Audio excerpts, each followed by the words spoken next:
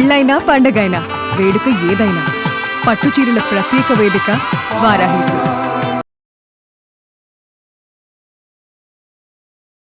నమస్తే రమ్మగారు. నమస్తే జయ. ముందు బియ్యం మొదట అన్నమే కదా. అవును. అయితే మనం ఎన్ని బియ్యం తోటి చేయదలుచుకున్నామో అది ఆ బియ్యం ముందు వండేసుకోవాలి. అన్నం వండుకుంటే బాగుంటుంది. అవును. దీనికి ఏం చేయాలంటే మనం కొబ్బరి పాలు తీసి పాలతోటి బియ్యాన్ని కనుక ఉడికించుకుంటే ఎక్కువ రుచిగా ఉంటుంది. ఒకవేళ కొబ్బరి పాలు కుదరలేదనుకో మానేయచ్చు, ఒటిగా అన్నం వండేసుకుని కొబ్బరితో తాలింపు వేసుకోవచ్చు అనమాట. కానీ మీరు అన్నట్లు పాలతో కనుక ఉడకబెట్టుకుంటే టేస్ట్ భలే ఉంటుంది, రుచి బాగుంటుంది.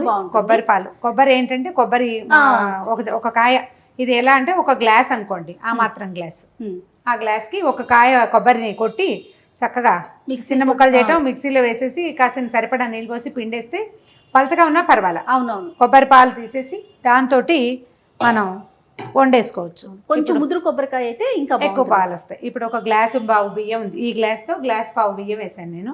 ఒక గ్లాసు కొబ్బరి పాలే పోసేస్తున్నాను. చూడు చిక్కగానే ఉన్నాయి.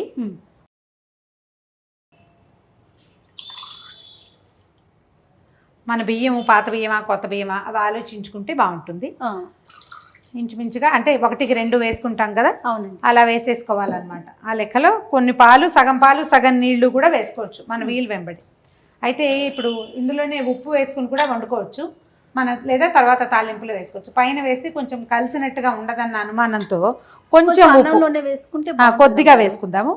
అంటే 1 స్పూన్ పడుతుంది, ఒక హాఫ్ స్పూన్ మాత్రం వేసుకుందాం, అది కలిసిపోతుంది.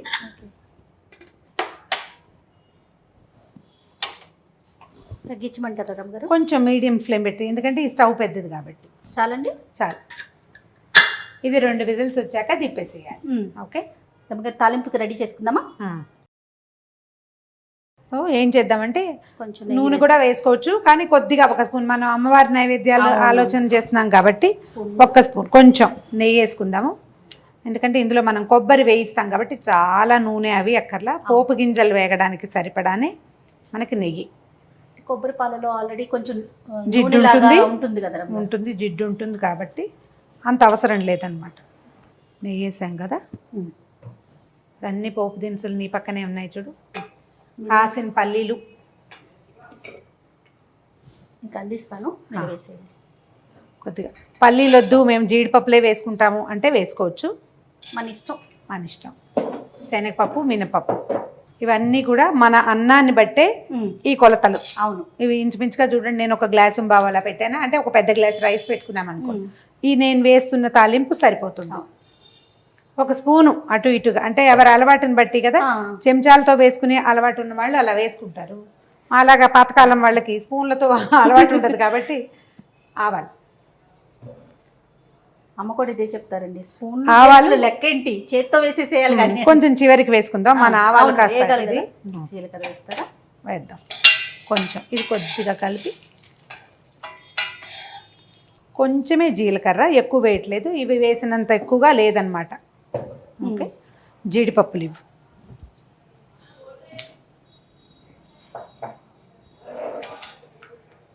జీడిపప్పు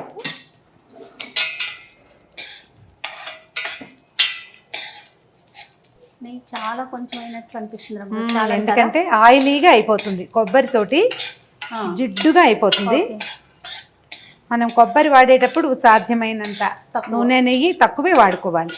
ఎందుకంటే పాలు పోసామా అదొక జిడ్డు, మరి కొబ్బరి వేస్తామా అది ఇంకా కొంచెం నూనె ఆయిలీగా అవుతుంది. అందుకని కొంచెం పోపు వేగటానికి సరిపడా చాలు. ఇప్పుడు 2 ఎండుమిర్చి ఇవ్వు. ఎండుమిర్చి ముందు వేస్తే కొంచెం నల్లబడిపోతాయి కదా, బాగుండదు. ఎర్రగా ఉంటే బాగుంటాయి, చూడ్డానికి చక్కగా కనిపిస్తుంది. రమ్మగారు, ఎండుమిర్చి పచ్చిమిర్చి 2 వేస్తారా మీరు?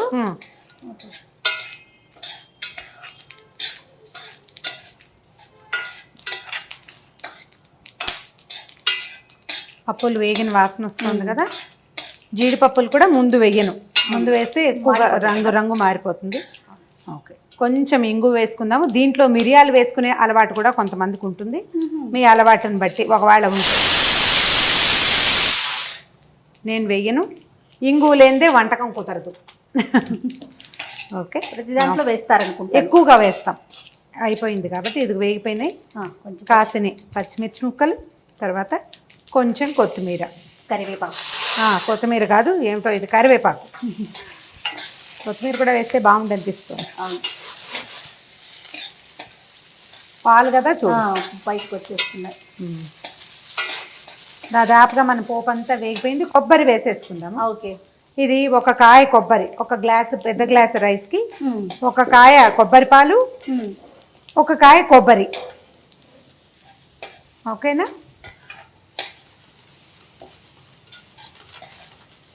ఇది ఒకవేళ ఆఫ్ చేయమంటారండి? ఒక 1 మినిట్ సిమ్లో పెట్టుకుని ఆపేసుకున్నాం. ఒకవేళ మన దగ్గర కొబ్బరి కూర ఉంటే చక్కగా కూరు అందంగా కనపడుతుంది. అంటే ఇలా కూరేది కొట్టి ఇట్లా చీలికలుగా వస్తుంది కదా, వచ్చి వస్తుంది కదా, అది అందంగా ఉంటుంది. మనం మిక్సీలో వేసింది కొంచెం మెత్తగా అయిపోతుంది. చూడు చక్కగా కనిపిస్తాం. కుక్కర్ ఆపేసేద్దాం. కొబ్బరి వేగిన ఎరమ వస్తూ ఉంటుంది సన్నగా. ఇంకా కొంచెం మిగిలిన ఉప్పు వేసేస్తా. ఓకే. ఓకే చాలు. కొబ్బరి వేగిపోయింది, ఆపేద్దాం. ఇది కూడా ఇది విజిల్ ఆవిరిపోయాక ఇది అది కలిపేసుకోవచ్చు. అయిపోయింది రమ్మగారు. వచ్చేసింది కదా, చూడు ఎలా వచ్చిందో. చక్కగా ఉడికిపోయిందండి కదా. ఓకే. ఇది ఎట్లా అంటే మన ఇంట్లో పెద్దవాళ్ళు ఉండి కాస్త మెత్తగా తింటారు అని అనుకుంటే మెత్తగా ఇంకొక చుక్క పాలు పోసుకోవటం.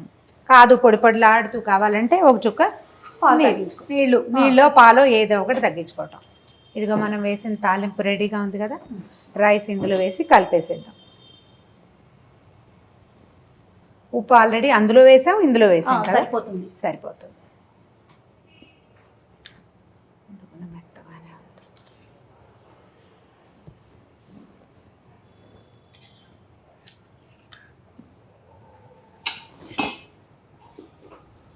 కలిపేసే ఒకసారి. ఇది మనం కొబ్బరి కనుక సన్నగా కోరితే దీని మొహం ఇంకా అందంగా కనపడుతుంది. సన్నటి అంటే కూరలాగా ఉంటుంది కదా, అట్లా. లేదా ఇదొక పద్ధతి. నువ్వు చెప్పినట్టు మొత్తం అన్ని కొబ్బరితో సహా తాలింపులు వేసేసి బిర్యానీ అవి చేసినట్టుగా పాలు అందులోనే పోసేసి అన్నం వేసేసి ఉడికించుకోవటం. అప్పుడు పోపు మెత్తగా ఉంటుంది. ఇందులో ఏంటంటే ఇది పోపు కరకరలాడుతూ మనకి ఎట్లా పులిహార పోపు లాగా. ఇది పొడి పొడిగా ఉంది కదా రమ్మగారు, నేను చెప్పిన మెత్తడు పొడి పొడిగా ఉండదు, శుద్ధగా ఉంటుంది, మెత్తగా ఉంటుంది. ఇదిగో వేడి వేడి కమ్మని వాసనలు వస్తున్న కొబ్బరి అన్నం.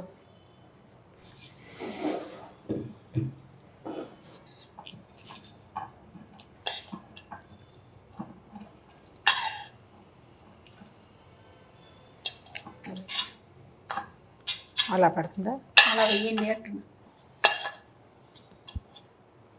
రమ్మగారు. చాలా త్వరగా చక్కని కొబ్బరి పాలతో అన్నం తయారైపోయింది. మీరు పాలు ఎక్కువ పోసుకుంటారా, కొబ్బరి ఇంకా ఎక్కువ వేసుకుంటారా, కోరుతారా, అవన్నీ మీ ఛాయిస్లు. కానీ ఇలా చేస్తే తొందరగా అయిపోతుంది, వండేసి పెట్టేసుకోవచ్చు. పాలు పోయలేకపోతే ఒట్టి అన్నం వండుకుని కూడా కొబ్బరితోటి చేసుకోవచ్చు. కొబ్బరి కోరిన కొబ్బరి అయితే ఇంకా బాగా కుదురుతుంది.